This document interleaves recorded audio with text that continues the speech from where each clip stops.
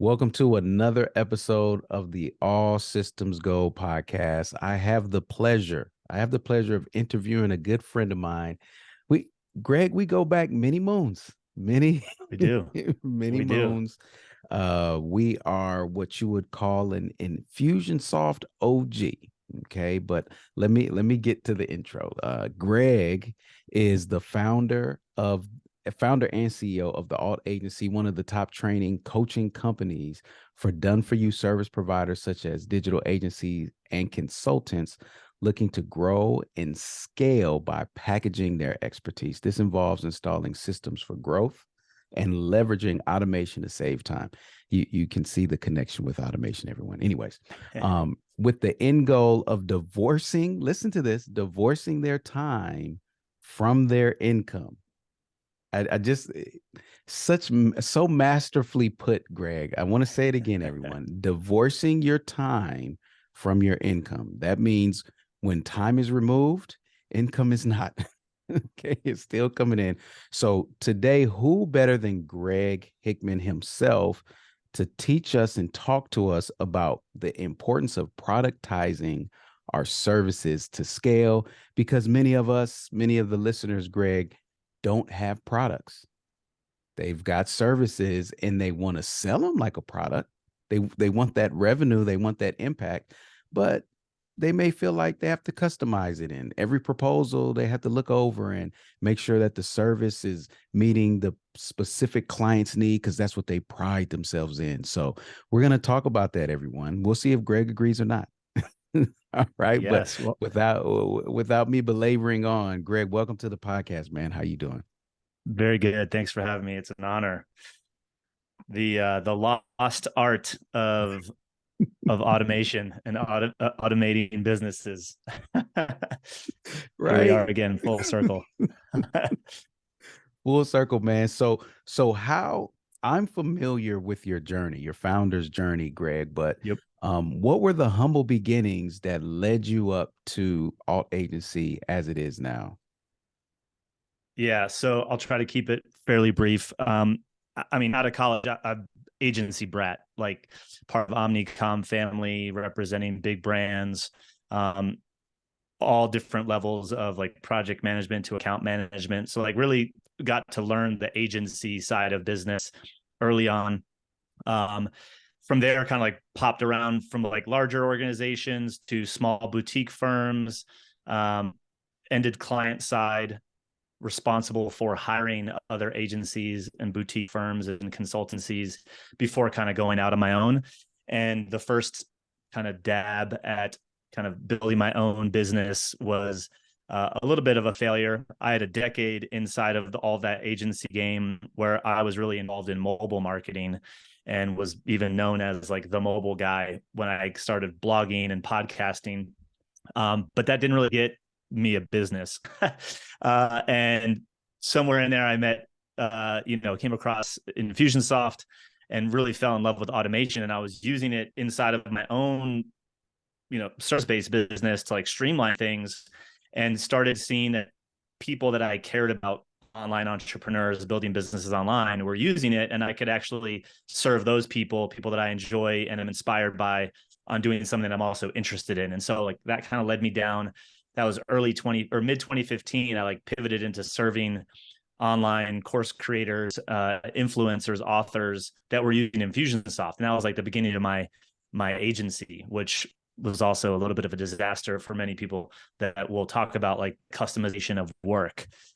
So that's kind of quick how I ended up into automation land, and really just fell in love with how do you like systematize businesses. Yeah, I remember those days, man, where um the automation was more appealing than the output of the Yes. automation, right? And it Yeah. was kind of like bragging rights. Look at how this automation looks, not what it does, Right. not what it helps you achieve. So for you, there was a part of you that was more drawn to the how do I create this into a system that actually works, that actually produces a thing. Inside of our business. Mm-hmm. Mm-hmm. For you. Yes. So, I mean, a little bit of by just trial and error, honestly, which I think as a service provider or whether you're an agency or a consultant, you probably like early on when you got your first few clients, um, I joke a lot about like and make in some ways make fun of like people that get stuck doing a lot of custom work. But like in the beginning, that's the best way to start because you can get a lot of experience. And so, I came in and was like, we'll do anything under the roof of Infusionsoft for you, Mr. and Mrs. Prospect, for this super high fee of $200 a month. uh, and I got clients pretty quick and realized that that was a horrible idea because there's a lot of things under the roof of Infusionsoft, as you can imagine, for those listening probably know, and or any tool. And so there was no parameters, but the one smart thing I did do was I gave myself a 3-month like trial. So I said, look, like I'll do anything you need because I'm trying to understand what you actually need and find valuable. And I Mhm. also want to figure out how to refine this to package it up to make it something that other people want. And so I was like, I'll do anything that you ask for under the sun. Give me a 3-month commitment so I can kind of, see what I like and don't like. And then from there, very quickly, I was able to say, all right, like I'm never doing these 5 things again. These are the things that seem to be driving the most impact / they care about the most and that they value the most. And that's where I started iterating on like packages. So, if anyone's listening and they're early on, we talk about productization a lot and like launching products and things like that. But like all of that, the precursor is you kind of have to have specialized knowledge before you start making this move to productize service. And like I think a lot of people they hear and understand the pain and potential pain that comes from one-on-one delivery for everything, every client being custom. But if they've never experienced, and this is like more of even a recent learning for me, like our clients, our sweet spot, they're stuck between like 20 and 40K a month. And like they feel the pain of, like they know that it's the custom work that's not allowing them to grow versus the person who's like, oh yeah, I should avoid that, but I've never felt it yet. Mhm. And so like they don't have enough reps, to understand that this is actually a thing that's going to prevent them from growth, not in a not so distant future. So that's kind of again trial and error of like, hey, what do people want? And I think one lesson that I can extract from this, that was a big aha for me in my mobile days. I was so in love with mobile marketing being the solution Mm. that I never fell in love with the problem that the ideal client had. And so I'd come in and be like, look, mobile is the solution. And like, I was serving retail at that time. Like, we don't even do email yet. Like, mobile seems like this big stretch. So it was like long sales cycles. But then you come into a market that was using automation and you like say, webinar funnel and like bleeding on the first call, one call closes. I'm like, oh, like, so I think, possibly in your audience, mine as well, we love this, like we're practitioners, right? Like we love the stuff that we do, that I think we get hung up on the thing that we do, the features, the benefits as the thing, when your client doesn't care about that. Like they have their own problem that they're probably articulating in a way that you still don't understand. And like until that meets and you fall in love with that problem and are willing to adapt your expertise and knowledge of your tools and all of that stuff to be the solution, it's going to be difficult. Like, because that's where you just try to like find someone that like, hey, here's the menu of all the things I can do. You pick. It's like that's a horrible business model. Yeah, and You know what I and mean? you know what? I empathize because there's the mindset of the more I can give, the more I can do, the more valuable I am, and then the fear like I just don't want them to stop paying me. So whatever Right. they say, I'll Yeah. do it, and you get into this cycle where you've become an employee, right, to your clients, Yep. and your hands are tied to your time, and your time is inflating by the day, and before you know it, you're stressed, and you just don't know how to break free from it, you know. Yeah, and it's this weird like cyclical, like, everyone talks about flywheels. It's almost like a reverse flywheel, like Mhm. going in the opposite direction, because the in that early stage, like I said, like it's beneficial to take a lot of what you can get so that you can get the reps and find the thing that your ideal client values, so that you can actually refine into a specific offer that can be sold over and over and over again. And it's really difficult for a lot of people to uh, finally let go of the things that keep coming to them, because they don't know where the next client is coming from. But they don't know where the next client is coming from because there was no way to attract them when they just would do anything for anybody. And so it's like there's no Mhm. acquisition play. There's nothing to promote to attract someone to you, because you've never specialized in offering a specific solution. It's just you say yes to whatever someone says. And so you get stuck on that, like needing that. And usually it comes time to make a decision that is usually difficult, to say, like, I'm not going to take on this sort of work in quote unquote the old way, because I'm committed to become like the next version of my business. And Mhm. the only way to do that is to just be it. And so it's like, well, if the future version of your business doesn't accept clients on those terms, then we need to stop accepting those terms now. Like that's how we get to the new client. And there's always the, oh well, when the stars align and whatever, I'll finally make this move. It's like, you won't, because you'll keep getting people that will happily tell you what you should do for them, and you will keep saying yes. And so yeah, there's like this Yeah. kind of like rubber meets the road, where like you just kind of get stuck in that hamster wheel. Yeah, it reminds me of the Tarzan principle that I my mentor told me about, and he was Mm. saying don't let go of one stream of income until you have a good hold of another. Yeah. And in this respect, because I've had to do this, we've all had to do this, you have some what we'll call legacy contracts, right? Legacy work that is tied you down, and you need to Yep. stop doing it. So you don't keep doing it. You change your contract terms, change your offering, and everybody who's in the current contract, you still honor that, but the next one is going to be the new Yep. contract, and that's the next rope. And then Yep. you start letting go. And when I say letting go, everybody, I don't want you to get nervous. People get nervous when I say let go in business. They're like, where's it's like they see money flying away.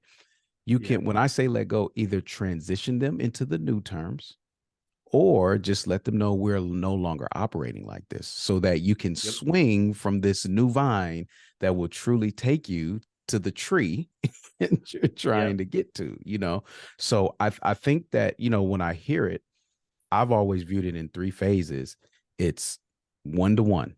You start out one to one, you're trying to really hone in on exactly what is it that I do, Mm-hmm. and what could it look like, and once you have an idea and maybe in some success, you go from one to one to one to some.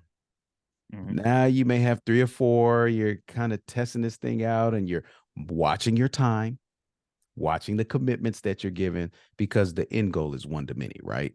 And that's really where that trajectory, one on one, one to some, one to many, is where people fail. And somewhere in the one to some and one to many, it just it just all falls apart, which is where you Yes. become very, very instrumental. All right. So this is where you're going to need to like keep the reins on me, because I'm about to go off. So, All right. um, for context, folks listening, like I have a lot of experience in this just because I've been helping a lot of people with it. And so like I've seen a lot of these pitfalls, not just them, but like my own journey on this. Yeah. And we've now taken over 600 people through this process. So it's like there's some trends. By no means, I think 1,000 requires statistical evidence, but like we're getting there. Um, Hmm. but enough to report back that I think I understand a few things. And so 100% start off one on one, even if it's custom, to figure out the thing that you can specialize in. I think from specialization, you actually should start systematizing things first. Hmm. Like, how do you get efficient at delivering the thing that you now specialize in. And by specialize, I mean solving a specific problem. Like our mutual friend, Brad Martinow, who also is in the automation world, Yep. he has this saying. He's like, you can sell, it's okay to sell your time, just don't sell it as time. And like, obviously your That's time is good. going to be used to solve this problem in the beginning.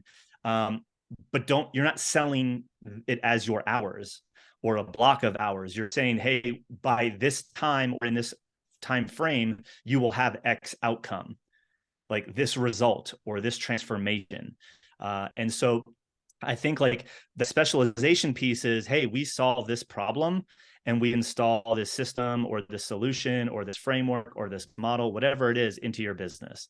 And like you can get really good at that, iron out a lot of the delivery kinks. You do that enough times, you'll see how you can then transition to the kind of one to some model.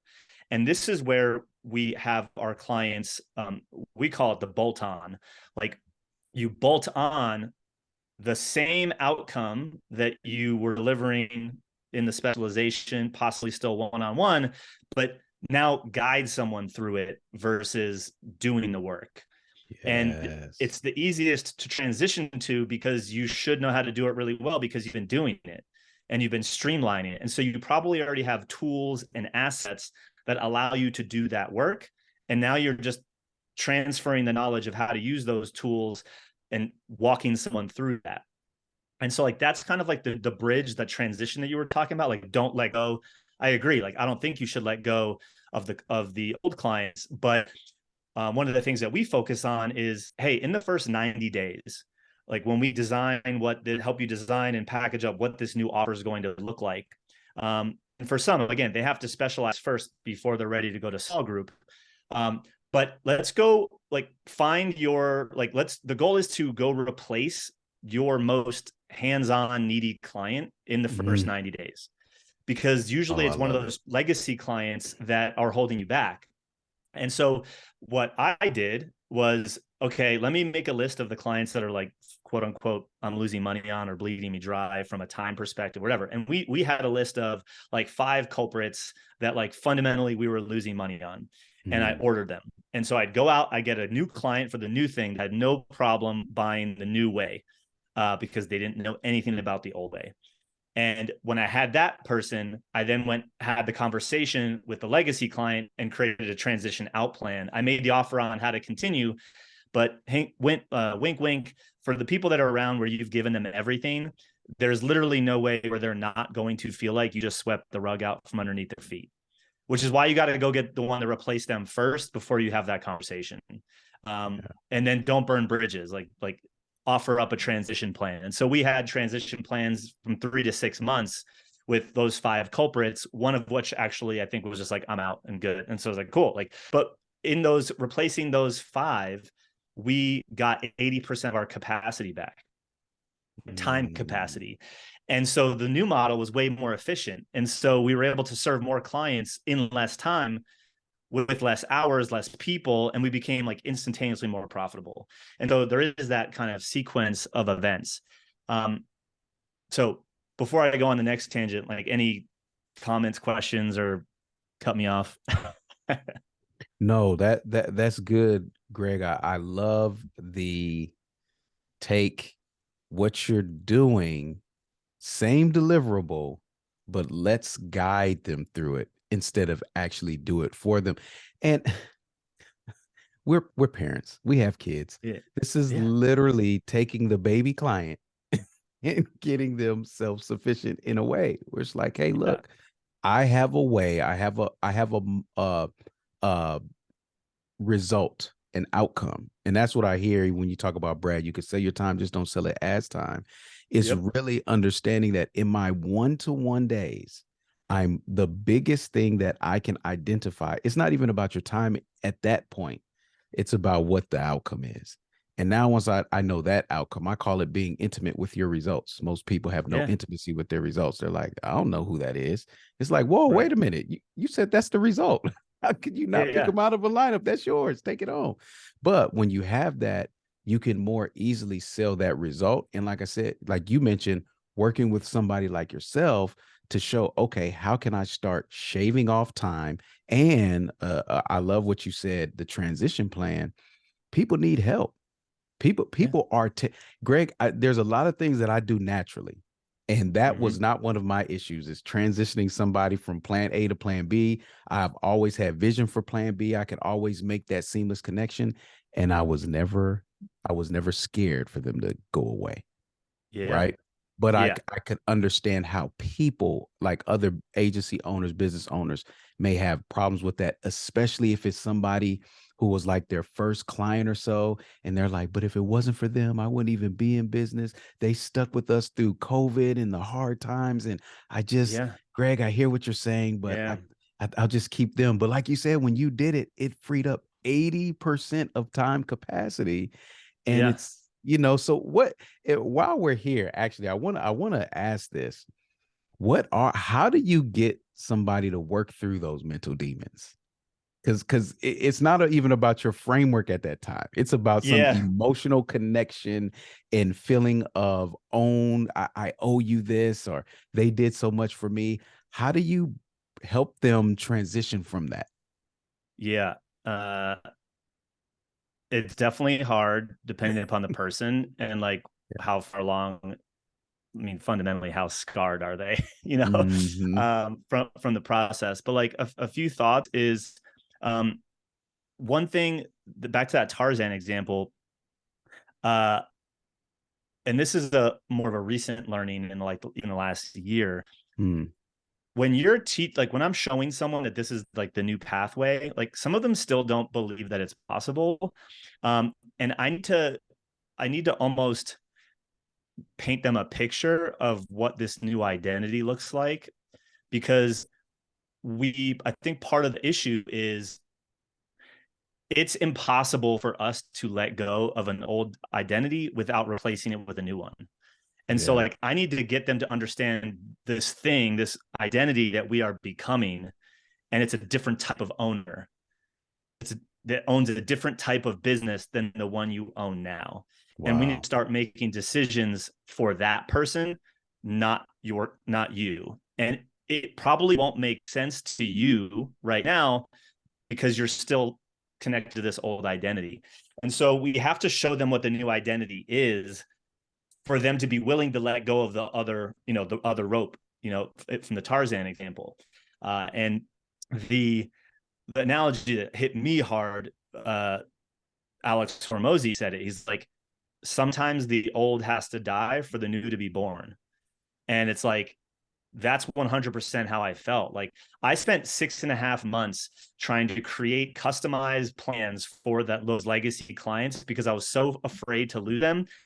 And the second I realized that was not useful time, and I focused on getting the next new client in the new way, everything flipped. Like that 6.5 months could have been a month, Mm, and I wasted on just like trying to keep those old people. And the reality is most of them probably won't stay with you 2-3 years from now. And so then who cares? Like you got to move on. Like that doesn't mean you can be mean or you should be mean. Like don't burn bridges. Like you can do this in a humanly way.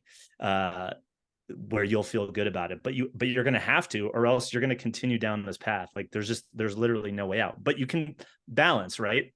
We gave ourselves a 6-month deadline of like, we'll take up to 2 legacy style clients per month, only if needed as a means to the end. But if we get to this date first, mm, then no more. Like that's we good. gave ourselves a 6-month time to like make the new thing, make more than the old thing. And if when you focus on it, it can happen. And I actually accidentally fell into this out of desperation. So it wasn't like I was super smart by any means. Um, we uh, we were at like we packaged things up, and like again, you'll meet another ceiling. Like you specialize. We were delivering webinar funnels. Like we literally, you came in, we only would sell you a webinar funnel. We sold other stuff off the back end of that, like a recurring service. Yeah. Um, but that's how we got people. We had a client come on. I was on a sales call, And the interesting thing about entrepreneurs is you'll never grow into pain. And so you're probably self-sabotaging sales calls right now because you know it just means more work for you because you're the bottleneck in fulfillment. And so like you're just sandbagging calls, right? And so I realized that I was doing that because we didn't have capacity. And this one guy that I was talking to was like so in need, like, and I'm like I'm already working nights, I'm already working weekends, like something's got to give. And I was like, and we were selling these packages of webinars like 15K at the time. And I was like, how about I just install the automation because I'm a Infusionsoft partner into your application. I'll give you some examples of emails for the before series, the after series, and like let's just have a couple coaching calls and I'll guide you through setting it up. Like cuz it's set like if it's broken when you launch it, it's because you broke it. Like it works right now. We just need the Mm. content in there. You know, it's like it already works. Like it just needs to be tailored to you, which only you can do anyway. I'll guide you through it for $7,500.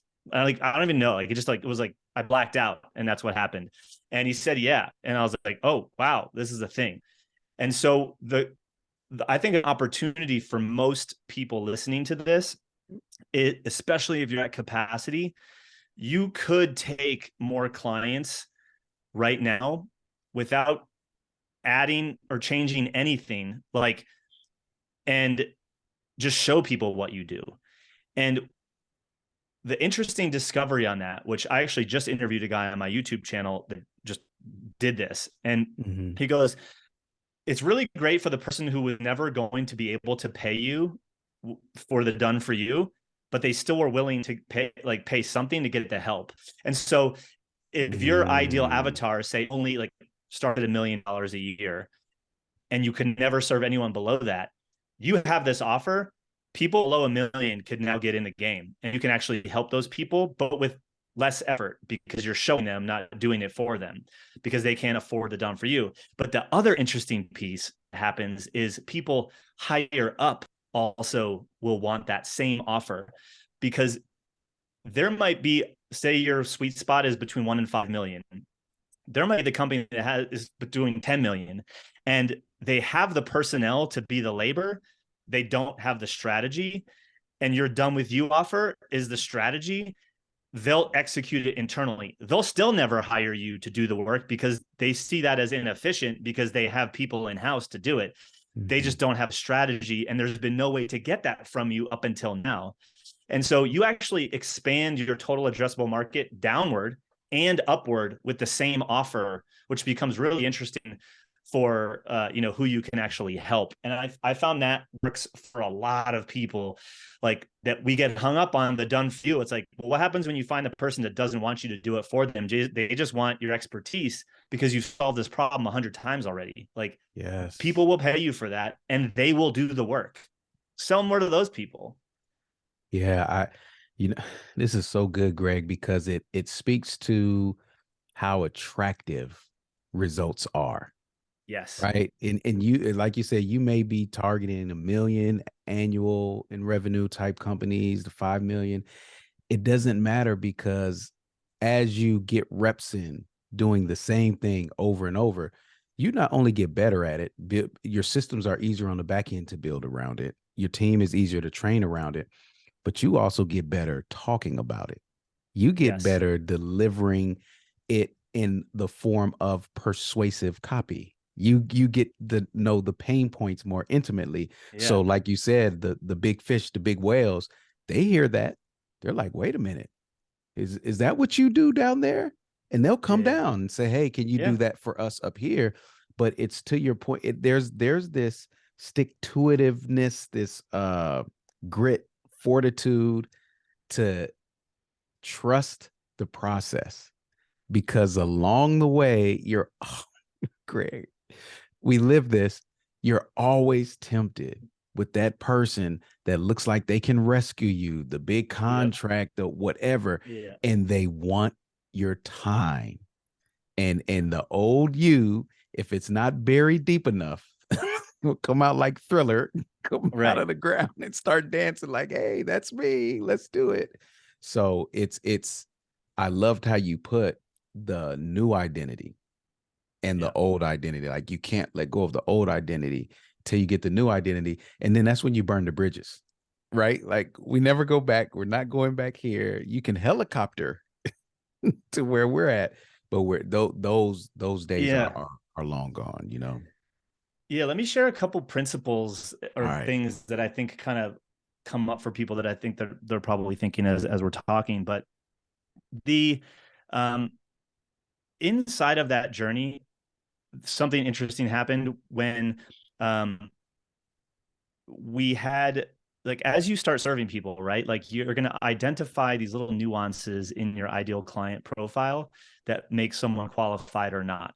Yeah. And Yeah. we had some of the clients, like we noticed a trend. The clients that were like bleeding us dry, you know, that wanted our time and hours, we came in and like they didn't have, like I was dealing with the owner and they didn't have anybody that knew their way around Infusionsoft, not even Mm, like to pull a report or send an email.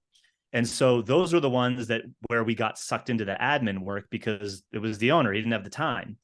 And so what we realized, all the clients that, like, where we got to just install the webinar engine, the system, and we didn't get sucked into that admin work, they mm, had someone as like even a VA that like knew how to schedule a broadcast or pull a report, like do the day-to-day admin of the tool. And so that became our criteria. Hey, who currently manages your automation tool? Oh, me. Sorry, we're not the best fit, because we knew that that's how we'd get sucked into admin. And I was like, the analogy that I use, that I, please everyone steal this. We are engine builders. We are not pit crew. And mm, like, I'm not a huge NASCAR person at all, but I think people understand the analogy. Like the guy who builds the engine is not the same guy that hops over the wall during race day and is changing the tire, right? Getting the water bottle into the driver. He's up in the box drinking champagne because all of his money's down on this car. He'll optimize the engine after the race for the next race for sure, yeah, but yeah. like he deals with engine optimization, right? He doesn't deal with, you know, switching tires. And we basically told, like, we shared that analogy with our prospects. I'm like, look, um, and this worked because we believed it, not, and still do to this day. And some Mm, of you may not, which this is why it won't work. Like you have to have conviction. yeah. In my heart of hearts, I believe that in what we did when we installed Infusionsoft and we weaponized people with these, you know, automated client journeys, that they still needed someone in house to do the day-to-day stuff, reporting, sending, scheduling emails, you know, all that stuff. Like, because those are the sorts of things that come up on the fly that allow a business to be nimble. And I never wanted our clients to be handcuffed. And so it was my belief that they needed someone in there anyway, which is why the done with you worked really, really well, because we were transferring knowledge in the system so that they could be self-sufficient. And most of you that listening have something similar. It's just you're holding on to it because you feel like if you don't, you're going to lose a client. But if you can get paid for your thinking, you don't need to be doing the doing. And also, when you can turn down the client because they don't have someone in house, and you're saying that for them to have true success with this thing that you can help them with requires it, you will have a new level of authority and integrity in that person's mind. Like, because you're not trying to sell them just to sell them. Like, hey, I don't think you should have anybody do it this way. And I'm not going to be the one to do it because I know what it's going to lead to down the road. And so that conviction, I think, just kind of led us to, like, we basically demonstrated to people why it was better to be done with you, and why they needed someone in house to do some of the things that we didn't want to have to deal with, uh, because it was actually better for their business, and we still believed it. So like, I think that's a key piece, is like the engine builder versus the pit crew. Like, there are some things that you probably do for your clients that would be better suited for them to have in house, that would make your life easier and their life easier. And you have to be willing to find those things. And so that leads to kind of productization. Like not like selling your time necessarily, not selling it as time. Like, what are you doing? Um, if you're in automation, which some of you people probably are, like you sell engines, you sell systems that can be installed. Like that is an end-to-end deliverable. That is an outcome. Hey, by the end of our work together, you will have a lead to client journey that is fully automated, that weaponizes your existing team to show up better, not let leads fall through the cracks, and maximize the leads that are already in your pipeline. Like that'll get you X time back. We can install it in X days. Here's how our process works. Like that would be the offer, right? Like that's like you're giving them that thing. Anything consumable that maintains the engine thereafter is a different offer. It's not woven in to the thing. It's a recurring productized service that also has parameters. So like, let's kind of define what productized service means for people. And I think my definition is a little bit different from what some people define it as. I think it's very simple. It's a service that feels like product because the product delivers an outcome. Think about walking to the grocery store, you see a box of cereal. Imagine your product was inside. The front of the box explains the outcome, the thing that they get, the image, that like when you eat the cereal, like everyone's cereal box has a strawberry with milk pouring over it, looks delicious. That's not what you're getting. Like you got to combine those ingredients. It's the final destination of you're going to enjoy this amazing bowl of milk with cereal and strawberries and blueberries inside. Like none of that stuff's in the box. It's just the cereal, right? But it's the end game on the cover. On the side is the nutritional ingredients. On the other side is like information about the founder, and the back is the story and all. Like there is a predefined deliverable with a predefined outcome that solves a predefined problem. And once you do it enough with a predefined solution, like predefined deliverable, all those things, it's like you're solving a problem that you knew they already had before they even got to you. And in an ideal world, the solution's preloaded because you've solved it so many times that most of the work, like a client comes into our world, like if you became a client tomorrow, I've solved 85% of your problem and you haven't even given me money yet, because I've solved the problem so many damn times that I know the process in which I'm going to solve it. So I'm not starting from scratch. And so to think about it, think about it's not necessarily that you're not involved in your client's experience and or that there cannot be custom work, because there can be. It's just you have to establish parameters around how the work gets done.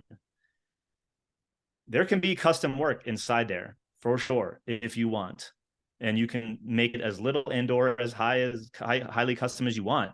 But there needs to be parameters on what's being delivered and how the work gets done. Brad also said this amazing thing to me. He goes, as a service provider, never sell a retainer. Sell a recurring revenue program or a productized program. Because here's how the language differs. He says, how different does it sound? I have you on retainer. Who's in control? Yeah, The client, because they have you on retainer. And then exactly. And if the client says, I'm a part of your program, who's in control? You, right? And so like, I know it's nuanced, and Brad's a very specific person. If you guys have heard of him, like he's very specific on language, because like him and you, Chris, and myself, like language matters, right? Like words matter. And so you being a client, being in your program, in your recurring service, means they're playing by your rules. If they won't play by your rules, they probably aren't going to be a great client. And so that's like, you have to have the parameters and how you play the game and how you're going to deliver the service. And if people won't abide by that, then send them to the referral that will do it custom or whatever they want and get a kickback fee.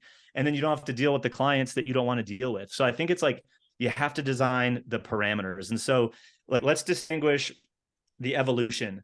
Service is like traditional service, as many of us come from, I would say is work without a process. Productized service is work with a process. And then a product is process without work. And you can move through that continuum over time. but you kind of have to go from one to the other. Like making the leap to product is really difficult for most people. And it's the most desirable thing because we're all stuck in fulfillment. Selling a course sounds so amazing, but in order to make that work, you need a lot of volume. And if you're like most service providers I know, you're not sitting on a big email list because you've been stuck in your client's business forever. So like nobody still knows who you are. You're not bringing in new leads every single day. And so you design this course, but you don't have enough leads in your world or eyeballs to make up enough volume to make a difference in the fulfillment piece. So you got to start with that productized service where you can still sell medium to high ticket, small group, because you can get a few clients. Like you don't need thousands of leads to get, tons of customers. And like that's the trajectory of going from kind of customized services into the productized game. That was beautiful, man. I need you to say it one more time for those in the back to make sure Yeah. they heard you.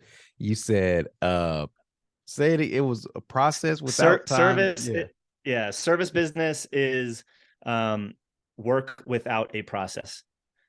Productized services work with a process, and then product is process without work. Mm. Man, And you can move, and as long as you're solving a specific problem, moving through that continuum is really possible for almost everybody. But if every client needs something different, you'll never have a process to serve them. Thus, you can't productize it. Like productizing is basically just taking your process and imagine putting that in the box and selling that process, right? Like whether you guide them through it or you use your team to go through that process doesn't really matter. It's like there's a go-to way that you solve your client's problem. It's a 6-step process. It's always 6 steps and it's always in the exact same order. And Yep. if as long as they go through these steps, they get the outcome, like that would be a productized service. Greg, I love it, man. And here's what you all don't know. And maybe some of you do. Greg is masterful with his frameworks and his worksheets, which you don't Oh see yeah. right now. There's a lot of hand movement because he's trying to illustrate. But Greg, I'm gonna have you come back to the community. We'll do a private session where you can actually use your worksheets and share your Yeah. screen and walk us through some of these frameworks because I just love how you framed what a productized service is, what a product is, what a service is. And I think once people can see it and start to have that vision of the new identity of productized services for them, they can start to break free from a lot of these clients. Because what in closing, here's what we're trying to prevent. We're trying to prevent the lose-lose and the lose-win, right? Where both sides lose. This is essentially you wanting to show up and do a thing for the client, but it takes so much time that they're only really getting a fraction of your real expertise because you're getting burned out. They're asking you to do too much that you should never ask to do, and you both walk away with a loss. Or, it's lopsided to where the client is winning because they're getting all of this work from you and you're losing because you're Yeah. putting in so much, or it's flipped that you're putting in so much time, but because it's not truly what they need, they lose, but you win from getting paid. What we want Yeah. is the win-win where Yes. you're getting paid, and people have to stop saying, I want to get paid for what I'm worth. Get paid for what you deliver, and how you deliver it will increase what you get paid for that deliverable, right? But Yes. everybody wins. That's really where we're trying to get to. Yeah. And I think, the something to understand is that like in this move, you're kind of moving from generalist to specialist. Like you're specializing, right? That doesn't mean like you can't, like you can still be a generalist. It's just the thing you offer and sell is specialized. And the benefit for you will literally transfer through the entire business because some of you guys, the work is so custom. And so in order to hire help, you have to hire people that have equally as much experience as you, which can be challenging because if they're equally as experienced as you, they're probably doing their own thing and don't want to work for you. And if they are experienced and they're willing to work for you, they're probably going to be expensive. And so while you're still don't have capacity, you bring on these people to offload your own fulfillment, Yeah. which you probably don't have a process for and or training them. because it's custom, and you're like relying on them being able to solve your clients' problems, and the margin probably becomes next to nothing. And so you're like, well, we can together we serve more clients, but I'm still not taking home any more than I was before, and I have more headache. And that's because it's custom. When you productize, not only can, and in that model, you're responding to demand, right? When you say, hey, we solve this problem for this type of person, you can actually create demand. And so the productized service allows you to go out into the marketplace and speak to that person that has those problems and symptoms and attract them to you, so that there's always lead flow coming to you for people that want that solution.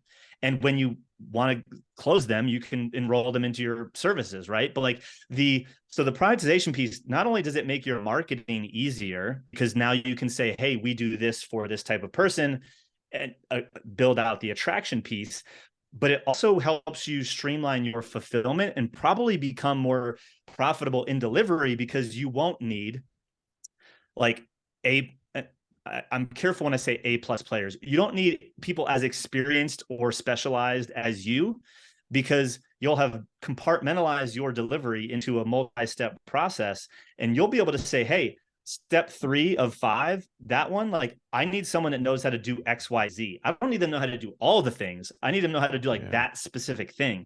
And then you can go hire specialists for that are good, but are going to be more affordable. Like, and so you'll then have a few key people that are helping you move people through your process, that will be more profitable to you because they're specialists in just one step of the process. And it won't become a flight risk, because clients are still buying the outcome. They're not buying that, the account executive that you just made their point person. Yep. And so it also helps delivery and delivery profitability, that I think people often overlook. It's like, because you're not productized, you don't have people coming to you, which is why you're saying yes to everything. You say yes to everything and there's no process. So you hire people that have a lot of experience, but they're expensive. And so now you're still drowning, but you're not making enough money, and there's no more extra time to work. Like, you can't just keep working harder. You've raised your prices. That only goes so far in almost every vertical possible. And so the only answer is just keep working harder until you transition to a newer delivery model, which would be productized. Yep. Man, I love it, Greg. If people want to find out more, connect with you, they're like, I need more of this daily. You've got a great YouTube channel. Greg, listen, everybody, as you can see, this oozes out of Greg. There's more than enough content for you to get access to, but where should they go? Where should they start? What's the best place for them to get going? I'd say go to the YouTube channel. Quick link there is gregsvideos.com. We'll just redirect right to my YouTube channel. Otherwise, just search Greg Hickman in YouTube and you will find me for sure.